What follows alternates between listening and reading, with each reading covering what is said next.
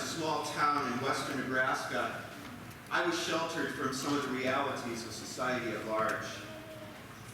During my freshman year in college, my parents moved to the larger town of Sioux Falls, South Dakota. One summer when I was home for college, I was downtown Sioux Falls early in the morning to catch a bus for a trip to St. Louis.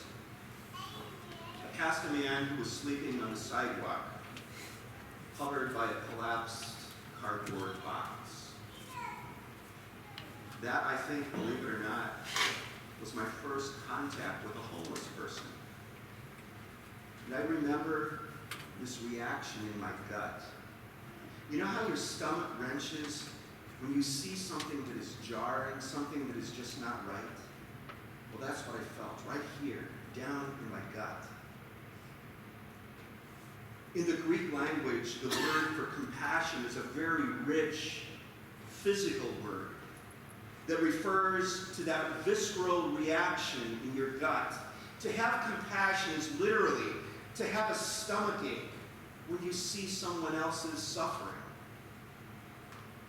Compassion is an emotional response, but it can also elicit a physical reaction when we see the hurt or the pain or the trouble or the suffering of someone else.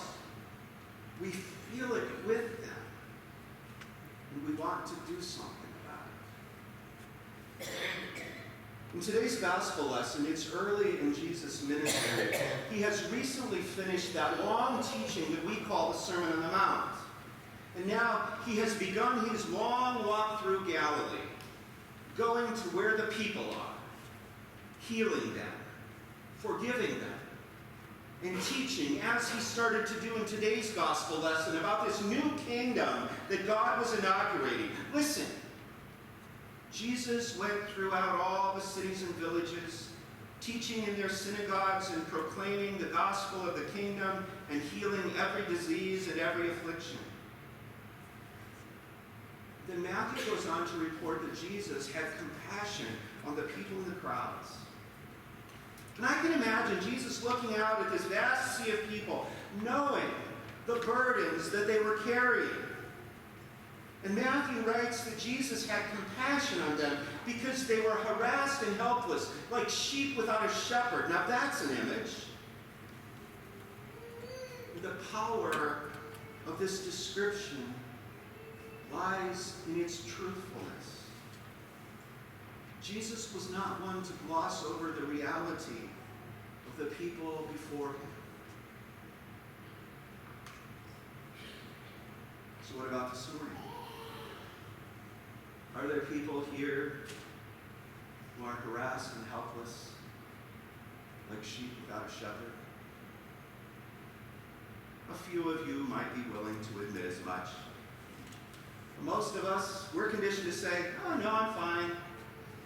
Leave it at that. At best, we are taught to hide our struggles, but at worst, to deny them. I know two mothers. I'm going to call them Susan and Liz. Susan and Liz are in their mid-50s, and each of them have sons who are struggling with mental health and addictions. Susan and Liz are also casual friends. In church, Susan and Liz have similar interests, and so they often end up working together on similar projects and programs at church. Now, I would hear that Susan and Liz would occasionally meet for coffee or for lunch, or do some planning and have some conversation about something they were working on together. What I discovered is that as much contact as they had with each other, neither of them knew that they had sons who were going through very similar struggles. They had become so adept at hiding what they were going through that even their friends didn't know. Think what support and encouragement they could have been to one another. Our culture exerts tremendous pressure on us to have it all together, to be perfect, to have the ideal life and job and family. And I think that's why these women didn't know this about each other. They were afraid to show the cracks in their perfection. And perfection, friends, is quietly crushing our spirits. We all know better. We all know that we carry our own burdens, and we know that those who are sitting next to us, even if we don't know their names, we know this about them, that they are carrying their own burdens. When I sit down one-on-one with people, it is not uncommon for them to begin to tell me how difficult their life is right now. Now understand me, they are not whining and they are not complaining. They are simply telling the truth about their life in this moment, and I consider it a holy thing. It is a way for us to be church together. We are called to be the presence of Christ for one another and to open up this space for people to be less than perfect. We can be church together by sharing our burdens with one another in community. Now, I admit it takes time and commitment to relate to one another beyond superficial conversation, but it's important. If we gave ourselves as a community this morning safe space to admit what's real in our lives, I wonder what we would find. The parent at his or her wit's end, feeling challenged and ill-equipped for their role, guilty about responding to their child in anger or impatience. Someone who is unexpectedly facing a life transition or is facing a major decision and they're just stuck, unable to decide which way to go. Those trying to cope with the death of a spouse, a child, a sibling, or a friend. Those whose relationships with their parents or their siblings or their children are not what they hoped for or not what they imagined. Those who feel like they are not seen, that they are dismissed because of their age or gender or sexual orientation or ethnicity. Young persons recently graduated from high school or college who see no clear future before them. The aging, wonder if they still have any value. Let this be a safe and a holy place to acknowledge the truth about our lives. Admitting to less than perfect lives is not a sign of failure. It's a sign of being human. And if we can admit the reality of our humanness, it can open us up to receive the second truth of this passage. Jesus sees us. Jesus sees us. He has compassion on us. Jesus gets that wrench in his gut. The power of this description of Jesus also rests in its truthfulness.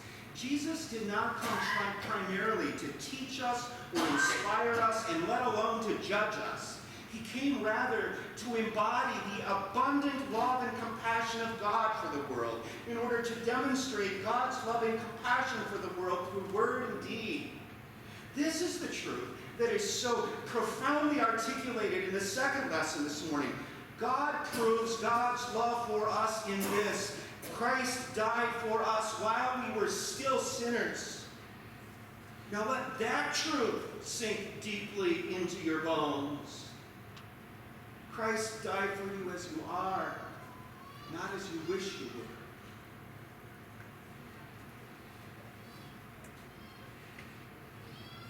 And if we can admit that we don't have it all together, which is really what the confession of sins is about every Sunday morning when we go through that, right? If we can make that admission, if we are ready to believe that Jesus did not come for perfect people and the church has never been made up of perfect people, and that it's okay, in fact, it's incredibly helpful to admit that we at times feel harassed and helpless, if we can accept that that's exactly why God came in Jesus in the first place, then we are ready to become compassionate people ourselves. We are ready to care for one another, following the example of Jesus. This morning here at Shepherd of the Bay Church, we are celebrating our Stephen ministry.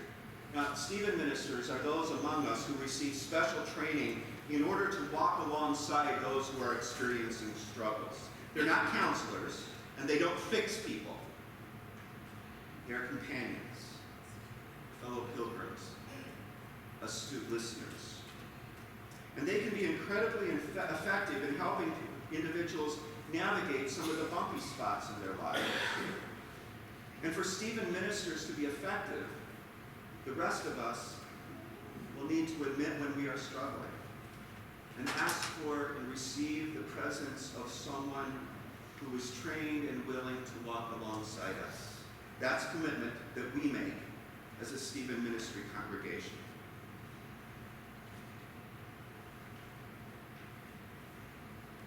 The twin truths of the gospel lesson this morning: that we are not perfect and that Jesus has compassion on us. They are the basic truths of the whole gospel story. And they are truths that shape our sense of what it is to be a community of faith. Now, as long as you are willing to show up each Sunday, we will keep creating space where we can admit to being harassed and helpless, so that we can hear and feel once again the love and compassion of Jesus' profound embodiment of God among us. God loves not the person we're trying to be or want to be. God loves the people we are.